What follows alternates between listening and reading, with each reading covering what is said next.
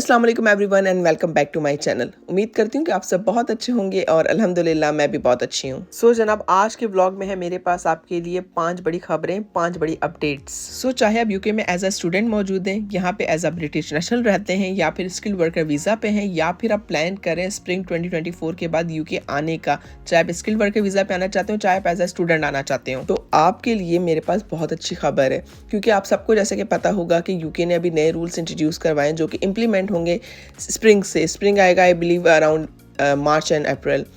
तो वो rule implement होंगे और अभी सिर्फ वो रूल्स इंट्रोड्यूस हुए हैं। और जब से गवर्नमेंट ने ये रूल्स इंट्रोड्यूस करवाए हैं और इसकी इम्प्लीमेंटेशन की डेट बताई है, यूके के अंदर बहुत डिस्टर्बेंस है। यहाँ पे हर बंदा परेशान है इस वक्त, चाहे वो यूके में मौजूद स्टूडेंट हो जिसने PSW के लिए अप्लाई करना है, या फिर वो फैमिली जो स्किल वर्कर वीज़ा पे यहाँ पे है जिसके स्पॉन्सर ने ना सिर्फ अपना वीज़ा अप्लाई करना है बल्कि पूरी फैमिली के लिए वीज़ा एक्सटेंशन अप्लाई करनी है। तो उनको बहुत ज़्यादा ना प्रॉब्लम है, क्योंकि जाहिर सी बात है सैलरी थ्रेशोल्ड इतना ज़्यादा इंक्रीज हो चुका है कि उसको मीट करना ऑलमोस्ट नियर टू इम्पॉसिबल है। पर आज के ब्लॉग के बाद ना आप सबको सुकून का सांस आएगा कि चलो यार, कोई बहुत अच्छी खबर भी हमने सुनी काफ़ी अर्से बाद। आपने बस करना ये है कि इस ब्लॉग को पूरा सुनना है। अगर अच्छा लगता है तो लाइक शेयर एंड कमेंट करना, अपना फीडबैक देना है।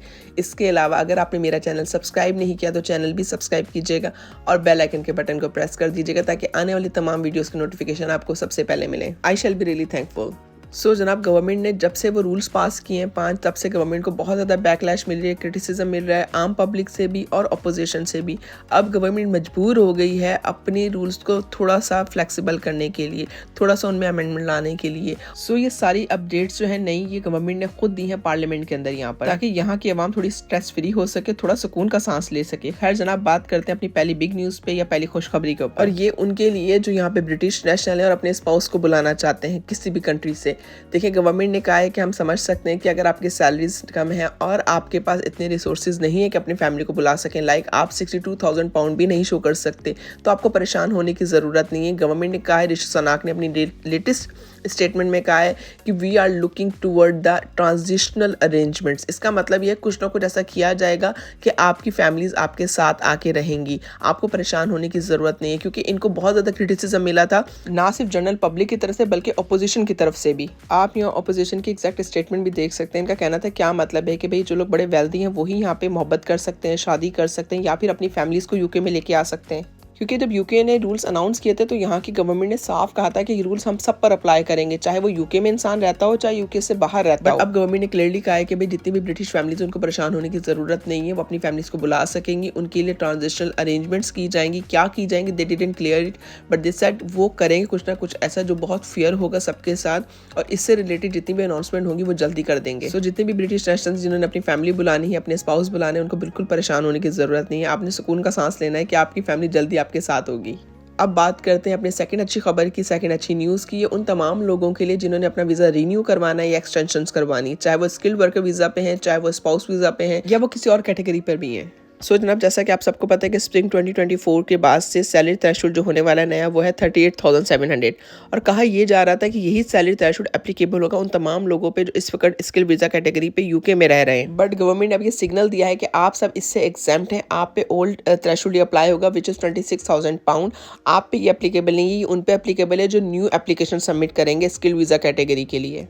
आप यहाँ पे न्यूज़ आर्टिकल का क्लिप भी देख सकते हैं। Home secretary said people already settled in Britain will not have to meet new salary thresholds when they renew their visa. So इसके अंदर वो तमाम लोग इंक्लूडेड हैं जिन्होंने अपना वीज़ा रिन्यू करवाना है या एक्सटेंशंस करवानी है या फिर इवन ILR के लिए अप्लाई करना है, आप सब इससे एग्जाम्प्ट हो जाएंगे। बल्कि एक और जगह जब एक न्यूज़ रिपोर्टर ने उनसे साफ पूछा कि भाई जो 38,700 का प्लान है, अगर जो फैमिलीज यूके में रहती हैं और इसके अंडर हैं तो क्या वो इससे ओके रहेंगी, मतलब उन पर तो इम्पैक्ट नहीं आएगा। तो होम सेक्रेटरी ने रिप्लाई किया कि yes, this is a forward looking rather than backward.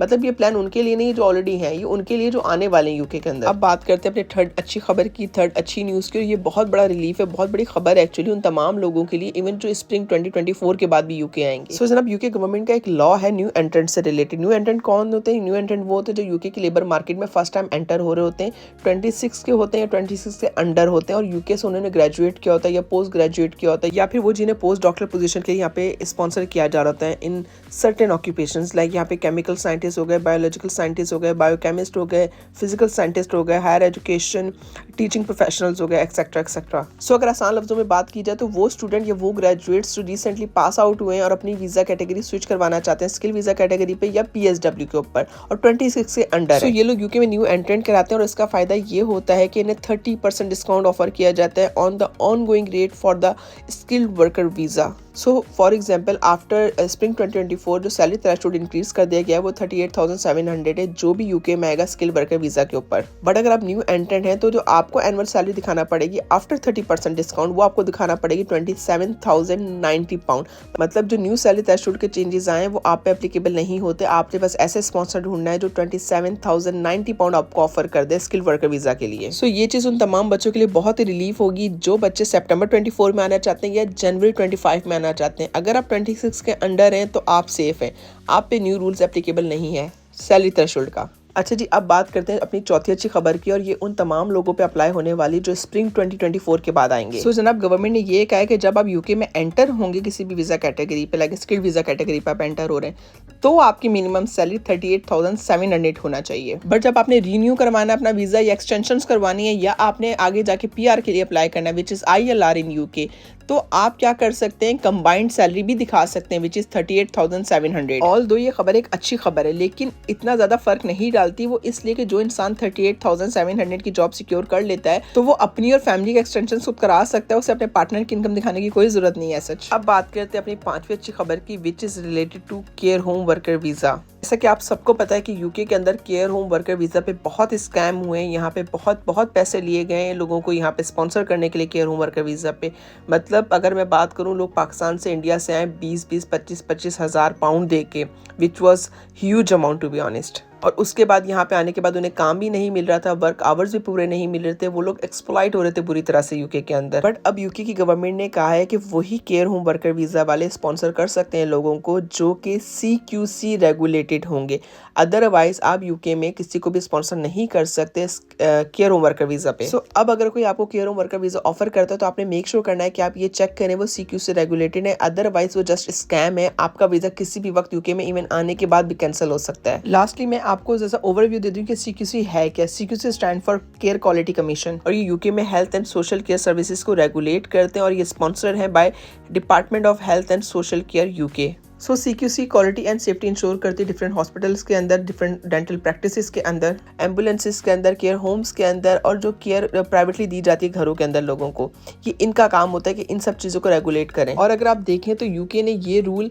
उन तमाम लोगों के फेवर में बनाए जो केयर होम वर्क वीज़ा पे यूके आके काम करना चाहते हैं ताकि वो स्कैम का शिकार न बने लोगों के। यहाँ पे भाई जो स्कैम करें वो ऐसे स्कैम करें कि इंसान की सोच है, क्योंकि आप सोच सकते हैं उस इंसान पे क्या गुजरती होगी जो 20-25 हज़ार पाउंड दे के आ रहा है UK care home worker visa पे और उसे आने के बाद पता चले जो उसको काम नहीं मिलने वाला या फिर उसे ये पता चले कि 2 महीने में केयर होम बंद होने वाला है, गवर्नमेंट की इन्वेस्टिगेशन हो रही है इसके ऊपर। So it's better to be safe than sorry.